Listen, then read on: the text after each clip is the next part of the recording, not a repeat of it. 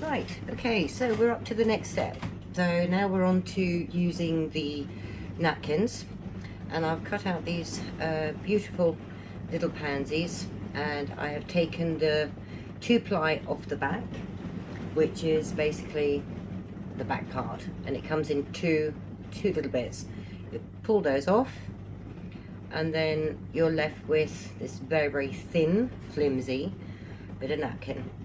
So pick where you actually want it to go so it sits right on the vase. Now normally when I cut out any napkins, there's two ways you can do it. You can either cut out by using scissors, or you can actually use it by going around the edge of the flour or whatever it is you want to cut out by using a little bit of water and a very dainty paintbrush. That's something I will demonstrate at a later video. So I've now decided where I want to have this pansy, daisy, whatever, pansy put. So what you do, you stick a little bit of your Mod Podge around the area where you're wanting to stick it. Again, try not to put on too much because you don't want it too thick. Mod Podge is pretty good. You can actually smooth it out so you don't get any blobs or anything like that. Just make sure it's nice and covered. Then you get your pansy or flour. Let's just keep it to flour, I think. It's a bit late in the day for me. So we pop her on where we think she's going to look quite pretty. Very fiddly job, and my hands are not quite wanting to work with me today, so I apologize if I'm making a mountain out of a molehill here. So very gently just dab it on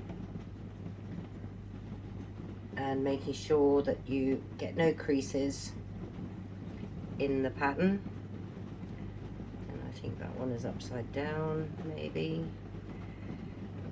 See, also some people when they cut out their napkin to put onto an item, they normally do them in sort of stages. So you just sort of add a bit on, add a bit on, add a bit on, which is, yes, a very good idea. And maybe I should have done that with this one, but we will persevere. Let's just get a bit more glue on there so we can get this little chap to sit down where she's meant to. There we go. Right, she's there. So as you can see, that has been popped on, put on place where I think she will look okay. Make sure you smooth down the edges. Be very gentle, because napkins, as you know, will tear very easily. So that is that one popped into place. Now what I normally do, once I've got one on, I'll take my hairdryer and just give that a little bit of a dry, because it helps so you don't actually catch it as you're moving around adding on the rest of the flowers. So I apologize if this is going to be noisy, bear with me. Oh yeah, well, we would bear with me, but this is very embarrassing. I've just run out of electric, so excuse me while I go and just pop some more money in my electric meter. Okay, right, I'm back. So it was pouring down with rain where I had to put my money in my meter. I got wet all down my back, so that is very cold. So now we will go and dry this. Hope it's not too loud, and hope you can hear over the hairdryer. So now you're giving it a dry, which helps to pull it together a little bit.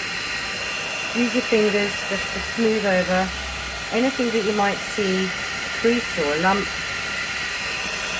and just make sure you've got a nice effect. So that's that little part done. So now gradually you go all the way around your vase with all the remaining of your napkin design, and then we will see what it looks like at the finish. So see you in a minute.